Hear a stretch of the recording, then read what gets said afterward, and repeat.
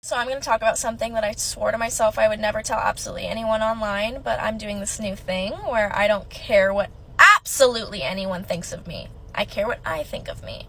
Last March was probably the worst month I've ever experienced in my whole life. Not only did my original TikTok get hacked and banned somehow, and I never got it back, but about 2 weeks later, I got broken up with by the person that I thought I was going to marry.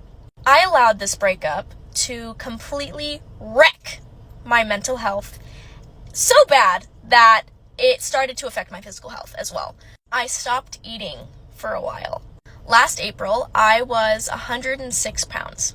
I hated myself so much because of words that were said to me that just weren't true. Something was said to me in the last relationship about my body that I held on to, and I just couldn't let it go. In losing my original TikTok account, I was doing that full time, right? So after the fact, I had no income coming in anymore. So I began to work 3 jobs at once just to pay the bills. There was this one night where I was just so down in the dumps and hating on myself so hard that my best friend, Erin, decided to take me to a strip club. I had never been to one, and I thought it might be fun just to try something new and to see how these girls work their magic. And I know a lot of people hate on strippers and stripping and the whole sex industry a lot. But here's the thing. It's their body, they do what they want with it. There was this moment where I was in the club and there was this girl on stage and I was just so mesmerized by her. She was gorgeous. Not only was she gorgeous, she looked like she loved herself. I went up to her when she was done and I asked a question. I asked her how her self-confidence was working this job. She looked at me and she responded with, she has never loved herself more than when she started working this job. So of course I was like, well, why?